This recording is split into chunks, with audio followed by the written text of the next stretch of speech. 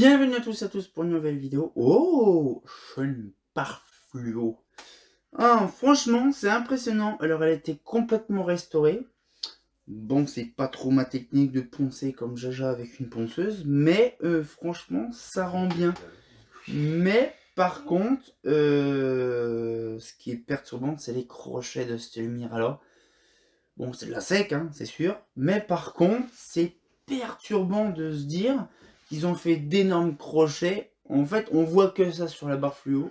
On voit que ça sur la barre fluo. Les crochets qui sont immenses. Bon, après, certains trucs, c'est pareil. C'est tellement casse-bonbon. Donc, du coup, il y a des pièces qui ont été claquées. Et il a remis des petits supports de modula qui vont pile dessus. C'est super drôle. Donc, du coup, on va regarder ça. Je vous garantis que c'est des barres fluo qui sont tellement vieux, tellement fatigués par leur âge. En 40 watts, hein, bien sûr. Mais franchement, ils sont en excellent état pour en dire. Je ne sais pas la date de quand parce que je ne l'ai pas mis. 67, vous imaginez. 67, bon, les bouts, comme de bien entendu, toujours éclatés. Hein, c'est toujours le même bousin. Toutes les barres fluo 40 watts que je connais, il y a toujours les extrémités des vases qui sont éclatées. Mais franchement, dans l'ensemble, elle est bien propre, bien conservée. Mais on va regarder ça parce que je donnerai mon petit avis personnel après sur les barres fluo. Mais franchement, on a du potentiel sur cette barre-là. Alors, voilà. Alors bien sûr, hein, une barre fluo comme tout le monde à chaque fois. Toujours le même bazar, le même principe. C'est du 40 watts, mais par contre, elle est grande. Et donc, du coup, on va déjà, voilà, un petit peu le délire.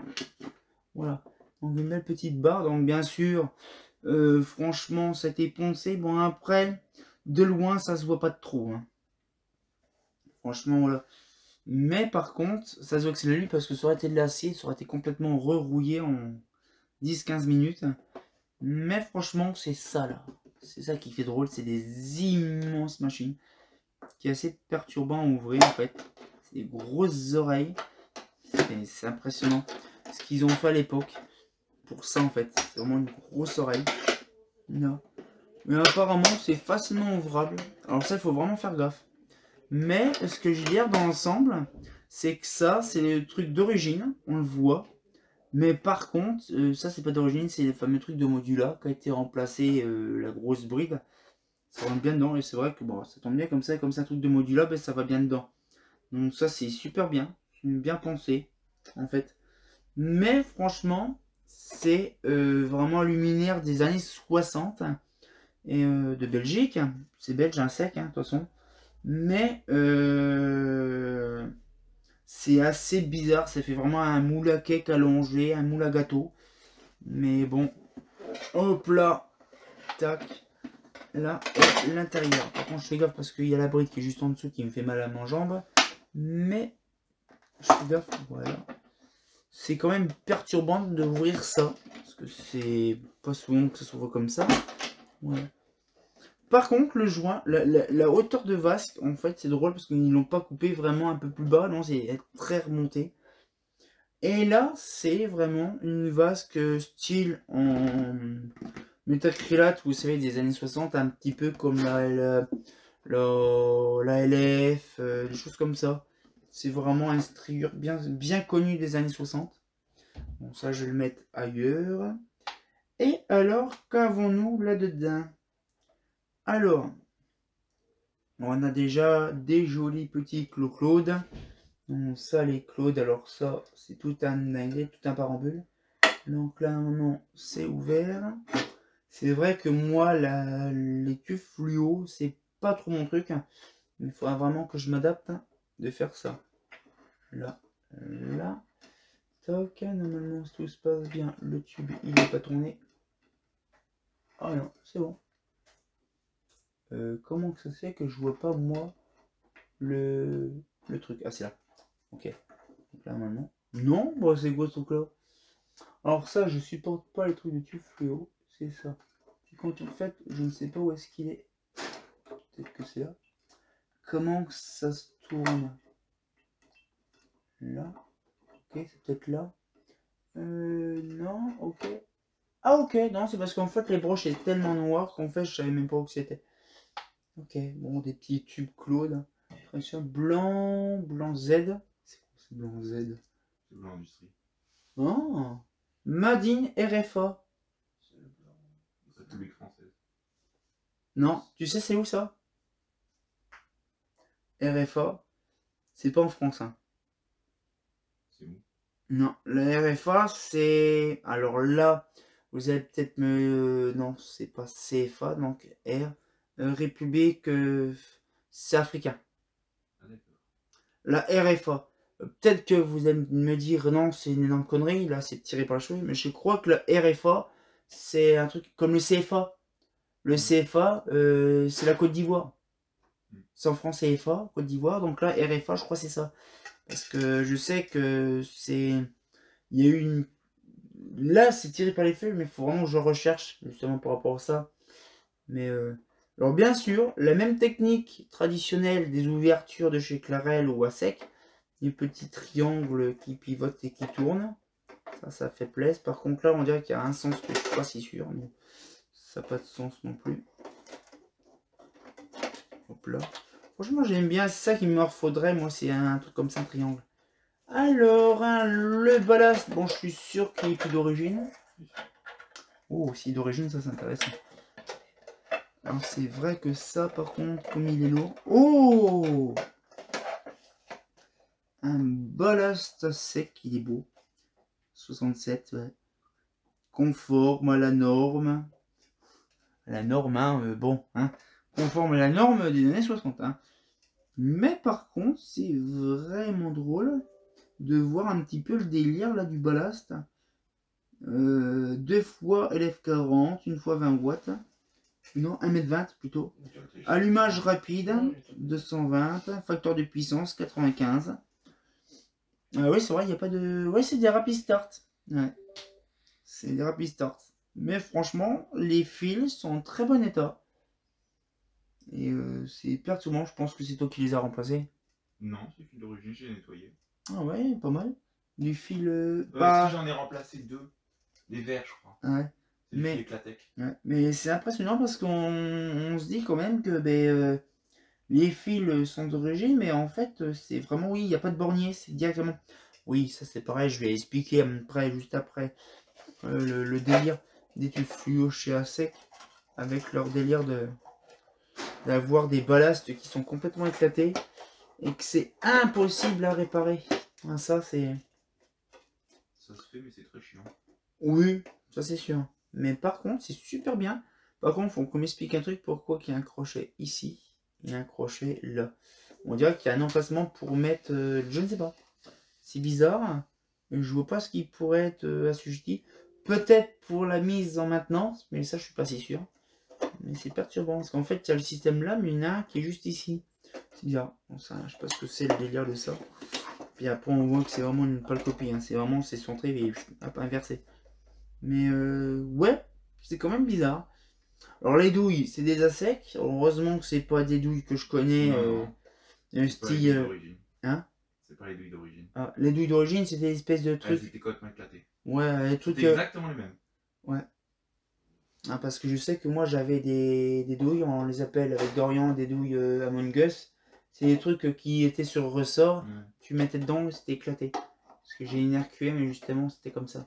Alors là par contre, là, la douille est là. Voilà. Mais franchement, après, ouais, je pense que toi c'est le délire, c'est de mettre ça. Ouais, non. Ah, le tube je l'ai mis à l'envers. Bon.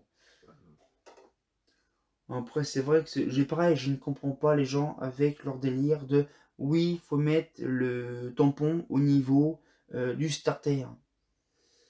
Bah, c'est complètement débile pour une bonne raison, c'est qu'en fait les électrodes c'est les mêmes de l'un et de l'autre. Hein. C'est ça qui est le compliqué, c'est que le tampon il est qu'à un seul endroit, bah oui parce qu'ils vont pas le mettre en deux fois déjà.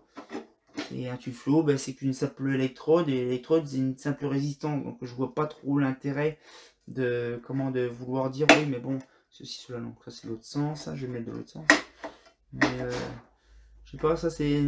Je sais pas, j'en sais rien, mais sinon franchement, je remarque un truc, c'est qu'à l'intérieur c'est un couleur gris argenté. Bah de base, elle est peinte entièrement en gris argenté, même au-dessus. Ouais. Mais celle-là, comme elle était complètement défoncée, oxydée de partout, je l'ai brossée au-dessus pour que ça ressorte Ouais. après la même que d'origine. Mais il faudrait vraiment leur peindre couleur Non. argentée pour faire Non, pas de peinture. Ouais. Mais franchement, c'est impressionnant. Bon, c'est vraiment de la sec, hein. C'est assez perturbant. Mais il y en a des autres vraiment. Et en fait, c'est ça le problème, c'est que les barres fluo, ouais, je crois que c'est ce sens-là. Oui. Il n'y a pas de sens. Moi, je sais, non mais parce que il y a certaines des barres fluo, ils ont un sens. Les réglettes. Je fais vraiment gaffe parce que c'est pas la mienne. Et j'ai pas envie de niquer le truc. Donc là, tac, là. Par contre, ça va, les crochets ils sont super bien flexibles. Et ils sont pas en plastique. Ça, c'est bien. Ça, j'aime bien. Voilà, voilà. Ouais, bah ça va impeccable. C'est vraiment, c'est perturbant les grosses arrêts qui dépassent là. Là, mais franchement, pour ma part, c'est vraiment, on va dire une barre fluo belge, mais vraiment des années 60, c'est pas souvent qu'on en voit. Mais c'est quand même assez intéressant de voir ce modèle-là. Alors le délire, comme je vous ai expliqué par rapport au ballast. Le ballast, une vraie chie. Dans le ballast, donc clairement le gros ballast, en fait, il y a les condos qui sont dedans. Qui sont avec du pyralène, pas pour certains. Mais sinon, c'est que des condos, des fois on les retire, nous on les retire pour une bonne raison, que ça pète au bout d'un certain temps, que ça fonctionne pas, ou comme ça, c'est très instable, donc on les retire ou on les remplace. Mais il faut ouvrir le ballast. C'est une merde totale pour ouvrir ça. Des fois ils sont englobés dans la cire, sauf que les fils ils sont tellement pourris. Là sur le ballast, il n'y a pas de bornier, c'est directement à même la source. Donc ça veut dire qu'il faut démonter, machin, désosser, remettre. Les ballasts à sec, c'est pas ouf hein, pour rénover. Mais bon, c'est assez compliqué. Et l'autre truc, c'est notamment les tubes fluo. En fait, je vois pas l'intérêt de mettre d'un sens de l'autre. Ah oui, parce que là, il y a le tube fluo, il y a le starter d'un côté. C'est complètement débile. C'est comme une BF, c'est pareil. Il y a le tampon, il a un côté. C'est pas parce qu'il a un côté que tout de suite, machin. Ils mettent le tampon simplement pour mettre le nom. Et il n'est pas à un endroit spécifique du tube. Hein. Ça, c'est vraiment un truc complètement débile. Mais voilà. Parce que quand ils fabriquent des tubes fluo, bah, c'est simple, le tube fluo, ils en font des 150 millions de tonnes d'électrodes à la seconde. Tout est mis enchevêtré sur la même usine d'assemblage. Et puis après, ils mettent les mêmes culots. Ils vont pas s'amuser à faire un culot avec une électrode plus grosse ou plus fine ou plus rapide ou plus machin d'un côté. Ça va prendre énormément de temps, ça coûte trop cher. Donc voilà, donc c'est pour ça, hein, quand je vois certains, c'est oui, il faut impérativement mettre le logo au côté du tube du starter. C'est complètement débile, mais bon. Mais franchement, pour ma part, c'est une belle petite barre fluo. Ouais, c'est vraiment une barre fluo. Je pense que ces barres fluo là, on pouvait les utiliser également aussi, on va dire, en intérieur. Mais franchement, elle est tellement légère que j'arrive à la... En fait, elle est tellement bien, c'est pour ça que j'ai confiance, parce que je sais qu'elle est pas non plus fragile. Je l'aurais pas fait ça si vraiment on sentait les craquelages. Mais franchement, c'est une belle petite barre. Franchement, j'aime bien vous présenter certaines barres fluo. Bon, après, c'est pas non plus des grosses quantités. Nous sommes un mardi. Donc bien sûr, j'essaye à chaque fois de faire des petites sessions comme ça de 2 vidéos bien spécifiques avec le même thème. Donc là, on a vu la petite barre fluo comme ça. On va en voir une autre. Petite barre fluo, une VIGH. Donc là, par contre, là, c'est plus belge, c'est néerlandais. Mais je vous donnerai plus d'infos sur ça. Donc on se retient encore pour une nouvelle vidéo. Et comme de bien entendu, bah... Oui, je fais rappeler les gens que bien sûr, ce n'est pas un néon, mais un tube fluo. Hein. Néon, il n'y a pas d'atome de néon dans un tube fluo. Hein. Un fait pas faux.